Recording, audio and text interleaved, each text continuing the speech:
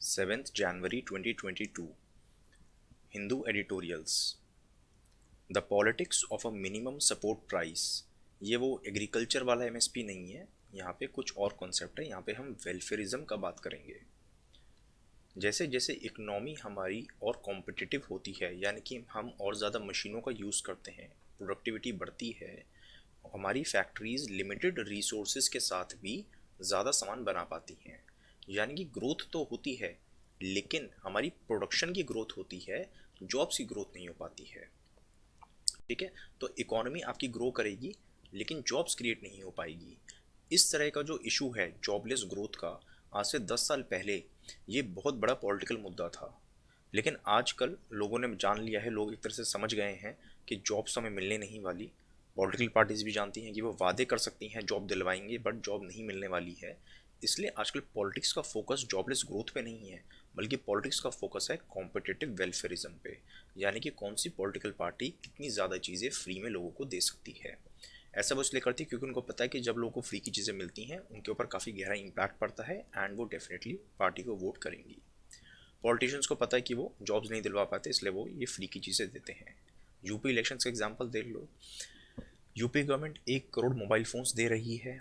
आम आदमी पार्टी 5,000 रुपये देगी अनएम्प्लॉयड यूथ को। कांग्रेस विमेन के ऊपर फोकस करके बहुत सारी चीज़ें कह रही है, हम फ्री में ये देंगे वो देंगे। एंड समाजवादी पार्टी कह रही है कि वो 300 यूनिट फ्री बिजली देगी। ऐसे बहुत सारी चीज़ें हैं, ये सिर्फ कुछ एग्जाम्पल्स हैं। तो क्या वेलफेयरिज्म से, इस तरह की चीज़ों से कुछ फ़ायदा हो सकता है? फ़ायदे नुकसान दोनों हैं, पहले फ़ायदे देख लेते हैं। वेलफेयरिज्म, ये जो फ्री की चीज़ें होती हैं, this is due to redistribution of wealth.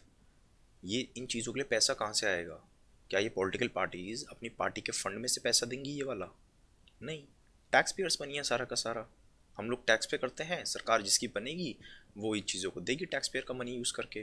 Tax कौन देता है? अमीर आदमी। जब अमीर आदमी टैक्स देगा तो गरीबों को ये फ्री चीज़ें मिल जाती हैं। तो it is redistribution of wealth, जो कि एक अच्छी बात है।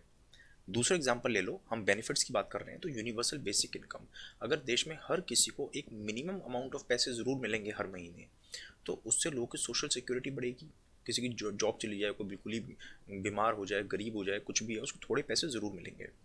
एक तो ये फ़ायदा हो गया, लोगों का भला होगा। दूसरी बात, इकोनॉमी का भला होगा, क्योंकि जब लोगों के हाथ में पैसा पहुंचेगा तो उसको खर्च करेंगे ना। जब लोग खर्च करेंगे तो डिमांड बढ़ रही है इकोनॉमी में। उस डिमांड को फुलफिल करने के लिए सप्लाई बढ़ेगी, फैक्ट्रीज प्रोडक्शन बढ़ेंगी। जब फैक्ट्रीज प्रोडक्शन बढ़ाएंगी तो यानी कि जीडीपी ग्रोथ रेट बढ़ेगी हमारी। ठीक है, ऐसे इसके बहुत सारे फ़ायदे होते हैं। इसलिए Elon Musk, Bill Gates, Mark Zuckerberg जैसे लोग यूनिवर्सल बेसिक इनकम को सपोर्ट करते हैं। एक और एग्जांपल ले लो बेनिफिट का, मनरेगा। मनरेगा को एक और कहा गया था कि ये कांग्रेस की सबसे बड़ी विफलताओं में से एक है, सबसे बड़ा फेलियर है कांग्रेस का। लेकिन आज इसी की वजह से हमारी रूरल इकोनॉमी सर्वाइव कर पाई है।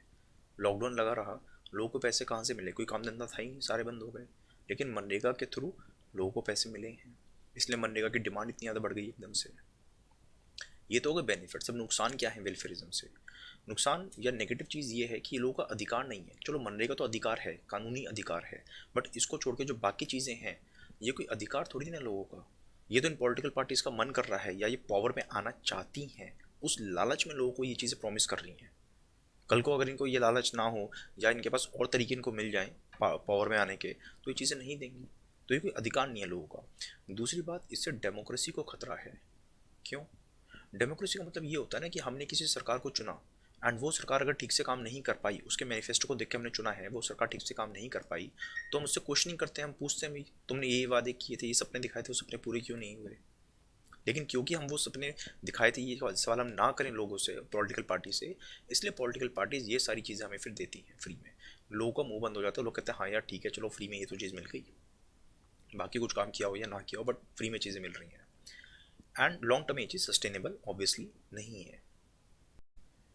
Extinguishing the tobacco industries main narrative. इस आर्टिकल में कहा गया है कि देखो, टोबैको ऑब्वियसली हानिकारक चीज़ है। हर साल 13 लाख लोग मरते हैं टोबैको की वजह से इंडिया में। तो सरकार क्या करती है? सरकार कहती है हम टैक्स बहुत ज़्यादा लगा देते हैं टोबैको के ऊपर, ताकि जब टोबैको महंगा हो जाएगा, सिगरेट वगैरह बहुत महंगी हो जाएंगी, तो उसकी डिमांड कम हो जाएगी। कुछ लोग तो बिल्कुल ही छोड़ देंगे जो अफोर्ड नहीं कर सकते। कुछ लोग थोड़ा कम पिया करेंगे सिगरेट वगैरह, एंड कुछ लोग कहेंगे नहीं भी, सिगरेट तो बहुत ही महंगी है तो मैं पीऊँगा ही नहीं। कुछ लोग स्टार्ट ही नहीं करेंगे यंगस्टर सिगरेट पीना। ठीक। इंडस्ट्री क्या कहती है, जो टोबैको इंडस्ट्री है वो कहती है कि इतना ज़्यादा टैक्स नहीं लगाना चाहिए क्योंकि सरकार बहुत ज़्यादा टैक्स लगाती है जिसकी वजह से सिगरेट महंगी हो जाती हैं। एंड जो ब्लैक मार्केटिंग होती है, जो नकली सिगरेट्स वगैरह होती है, वो सारा इलिसिट ट्रेड बढ़ता है जिससे लोगों को भी नुकसान होता है एंड अल्टीमेटली सरकार का रेवेन्यू भी कम हो जाता है क्योंकि सरकार को टैक्स कम मिलता है।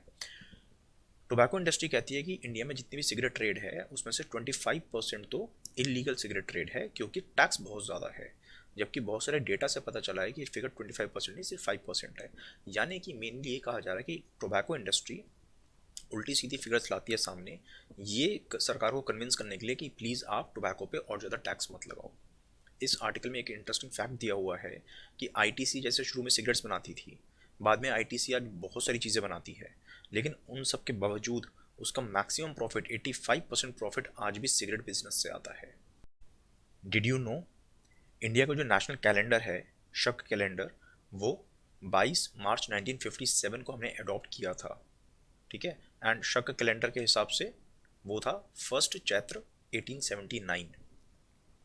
जो ग्रिगोरियन कैलेंडर के हिसाब से ये एकदम तालमेल बैठी हुई है इसकी। ठीक है। इस दोनों में ही 365 दिन होते हैं। इसका पहला दिन हमेशा यानी कि फर्स्ट चैत्र जो है वो 22 मार्च को पड़ता है एंड अगर लीप ईयर है तो 21 मार्च को पड़ेगा। इसका सरकार यूज़ किस चीज़ में करती है? गैजेट निकालती है सरकार या एआईएन न्यूज़ या कोई भी गवर्नमेंट कम्युनिकेशन होता है पब्लिक में, उन सब में इस डेट को भी मेंशन किया जाता है।